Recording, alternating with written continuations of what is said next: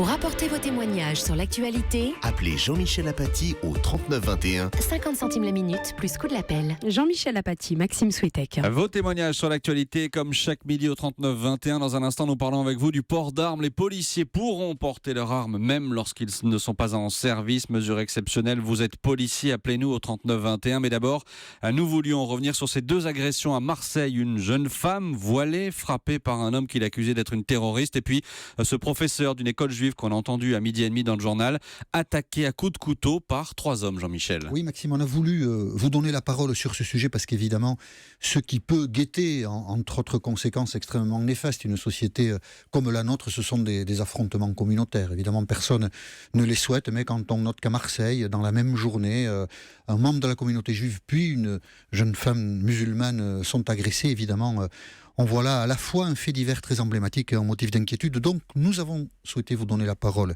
sur ce sujet. Et j'accueille Julia qui est à Paris. Bonjour Julia. Bonjour. Votre particularité, c'est que vous connaissez cette enseignante de l'école juive qui a été victime de l'agression hier à Marseille. Oui, c'était exact. C'était mon professeur d'histoire, d'éducation civique aussi, quand j'étais au collège, donc dans l'école juive où ça s'est passé hier. C'est quelqu'un d'extraordinaire qui a toujours su prôner le partage, la générosité. C'était vraiment un prof très très très très aimé et très aimant. Oui. Et j'ai été très très affectée hier en apprenant la triste nouvelle. Oui, j'imagine que quand vous l'avez appris, effectivement, ça a été une forme de choc, oui. Ouais, heureusement que voilà, ces gens ne sont pas en danger, mais c'est vrai que ça a été un gros choc. Vous êtes vous-même membre de la communauté juive ? Oui. Aujourd'hui, vous vivez dans un état d'insécurité ou vous n'y pensez pas trop ou... Complètement. Aujourd'hui, j'habite Paris depuis bientôt 8 ans. Oui. Et c'est vrai que suite à ces attentats, c'est nombreux dans l'année. Alors, on a eu premièrement Charlie Hebdo, l'hypercachère aussi. Là maintenant, les événements de vendredi soir, je vis dans la crainte permanente. Je regarde de partout autour de moi le matin, le midi, le soir. Dans les commerces, c'est pareil. Je fais attention à la moindre personne qui rentre, qu'il soit petit, grand, et c'est juste pas vivable, quoi. C'est un état de vigilance permanente, le vôtre, aujourd'hui, Julia. Oui, complètement. Je suis choquée par ce qui s'est passé et c'est malheureux de dire qu'on puisse être dans un état de terreur, même si sur le papier il ne faut pas l'être, et je revendique ça. C'est très dur de continuer à être serein aujourd'hui. Vous arrivez à vivre avec ou vous envisagez de quitter le pays ? Pour le moment, c'est pas le but. Alors, le but, j'imagine que ça ne l'est jamais, mais est-ce que c'est une réflexion qui peut être la vôtre parfois ? Forcément, on y pense, mais c'est pas mon idée première. D'accord. En tout cas, merci Julia de rien. De nous avoir communiqué à la fois votre état d'esprit, puis aussi le fait que vous connaissiez ce professeur, parce que évidemment nous avons tous été très très tristes quand nous avons appris cette agression, et donc je vous remercie d'être intervenu sur l'antenne d'Europe 1. Au revoir Julia. Bonjour Nadia.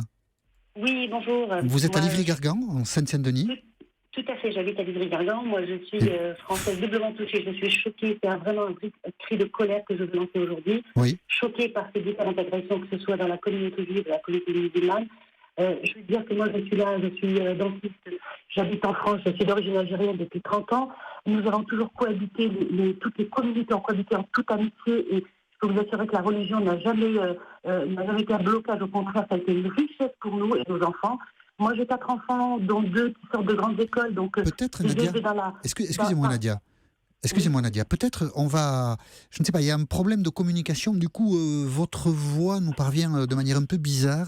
Et peut-être on va raccrocher dans un premier temps et puis chercher à vous rappeler et peut-être avoir une conversation dans de meilleures conditions pour pouvoir recueillir votre témoignage. Donc, à tout de suite Nadia. Aïcha, bonjour. Bonjour. Vous êtes à Alfortville. Oui, tout à fait. Donc, vous êtes française musulmane, c'est ça ? Exactement. Et comment vous vivez depuis ces attentats ? Vous sentez que le regard des gens fait peser sur vous une suspicion particulière ou au contraire, l'environnement n'a pas changé ? Alors effectivement, j'aimerais bien vous répondre l'inverse, mais malheureusement, il y a vraiment une grande suspicion qui se pose aujourd'hui sur tous les musulmans, particulièrement sur ceux qui le montrent, on va dire, de manière, on va dire, un peu plus frappante que moi, parce que moi, j'ai pas de signe extérieur, on va dire, d'appartenance religieuse. D'accord, vous n'avez pas de foulard. Voilà, exactement. Ou de barbe, parce qu'il faut savoir aussi que les hommes sont concernés. De barbe, je m'en doutais que vous n'en aviez pas, mais bon, c'est bien que vous le précisiez. Mais j'ai 2 sœurs, par exemple, qui sont voilées et qui ont peur. Qui ont peur en emmenant leurs enfants à l'école, qui ont peur en allant faire des courses. Parce qu'aujourd'hui, malheureusement, au-delà de la parole qui s'est libérée au niveau du racisme, il y a des actes d'agression physique.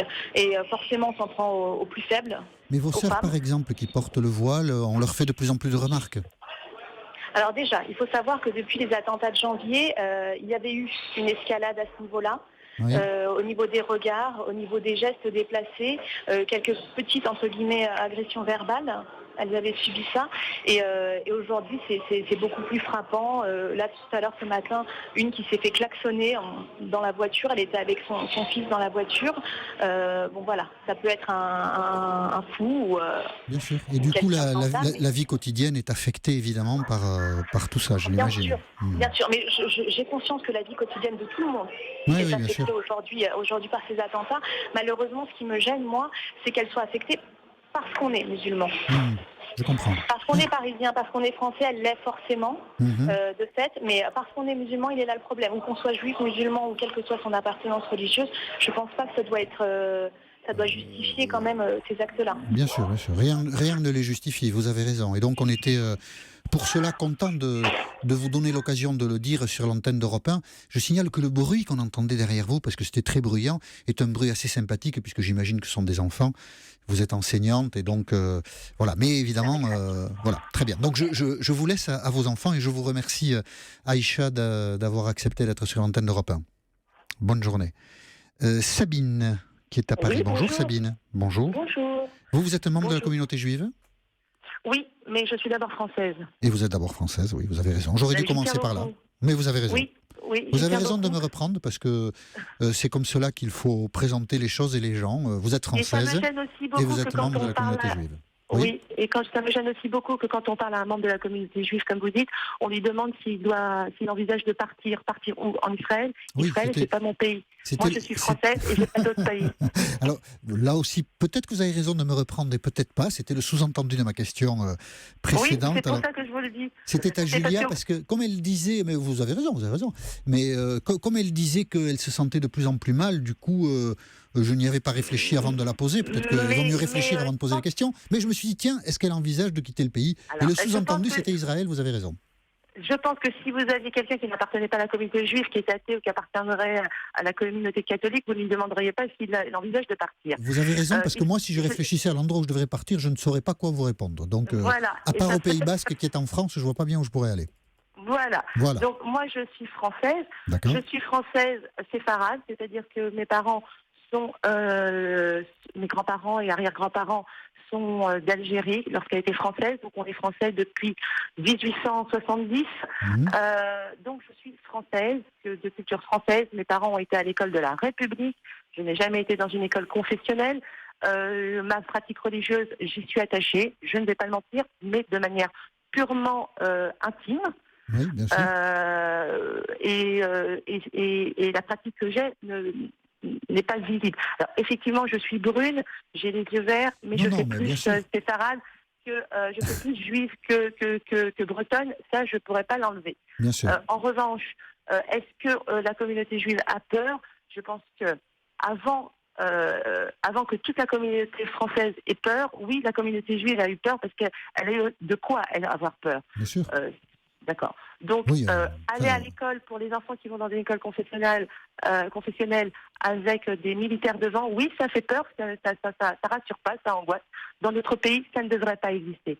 Aller à la synagogue avec des armes devant la porte, non seulement un service de sécurité interne à la communauté, mais aussi des membres de la force publique armée, ce n'est pas normal. y aller presque en douce, comme si c'était une confraternité répréhensible, sortir vite et se dépêcher, oui, ça fait peur. Oui, on en est là. Est-ce que se balader avec une kippa, c'est dangereux? Oui. Est-ce que parler quand dire qu'on est juif, ça crée un malaise? Quand on parle aux gens, oui. Et ce qui m'a fait le plus de mal, là, pour le fait que j'ai pleuré, comme ce n'est pas permis, de tous ces gamins, et ces pères de famille, ces mères qui sont morts. On va pas revenir dessus, c'est innommable, d'accord. J'ai entendu que parfois, on disait, alors ceux de Charlie, ils sont morts parce qu'il y avait quelque chose, et ceux d'Hyper Cacher, ils sont morts parce qu'il y avait quelque chose. Parce qu'ils étaient juifs, ils ne faisaient pas donc partie de l'intérêt ou de la communauté. Alors philosophiquement, oui, ça a été dit. Au niveau du ressenti de chacun d'entre nous, des citoyens, il y avait encore, ça les concerne, c'est un problème avec Israël, c'est un problème avec les Juifs, c'est eux qui sont touchés. À la limite, nous, on ne peut pas être touchés. Et ça, c'est un petit peu dur à avaler. Parce que non, tout le monde était touché. Charlie Hebdo, et les Juifs. Et finalement, ces actes sont inacceptables, quelles que soient les personnes qui sont touchées, évidemment. Quand on parle avec certaines personnes, ah oui, avant c'était les Juifs ou des journalistes qui avaient fait ça, mais maintenant c'est vrai qu'on est tous des cibles. Oui, mais on l'était tous. Tous les avant, Juifs bien sûr. Faisait partie de la communauté nationale. Et depuis, je vous dis, depuis très longtemps, les Juifs sont en Alsace et en France depuis bien avant. Il y a des traces depuis des évidemment, plus de centaines d'années. Donc oui, on fait partie de cette communauté. Moi, j'ai pas d'autre pays, j'ai qu'un seul passeport, d'accord. Je n'ai pas envie de quitter la France. Alors mais moi, Sabine, loin de moi, vous n'avez pas imaginé une seconde qu'il y avait autre chose dans ma tête. Loin de moi l'idée de dénier la qualité de français aux gens, quelle que soit leur confession d'ailleurs. Voilà. Mais vous avez raison. Vous avez raison de le dire. Et on voit bien à travers de votre témoignage que en France aujourd'hui, l'insécurité est totale. Pour certaines communautés religieuses, elle l'est encore plus, si je puis dire, du fait de l'appartenance à ces communautés. Se faire attaquer avec un couteau. Mais un couteau, on est en France avec un drapeau de Daesh. Bien sûr. C'est ça qui me choque. Mais c'est choquant. Drapeau de Daesh avec un couteau, comme en Israël. C'est quoi ça? Et on le tolère, on le dit comme ça. On le tolère. Non, on le tolère pas. On le tolère pas. Mais on le tolère pas parce que tout le monde, évidemment, a été choqué par ce qui s'est passé hier. Et le président de la République en a parlé ce matin avec des mots forts parce qu'évidemment, ceci est intolérable. Voilà, bien sûr. Tolère dans la mesure où on a laissé faire les choses pour qu'on en arrive là. Bon. Et une fois que c'est là, on le tolère plus. Et malheureusement, c'est ça qui ne va pas. Merci Sabine pour votre témoignage sur l'antenne d'Europe 1 et nous poursuivons notre dialogue dans un instant. À tout de suite.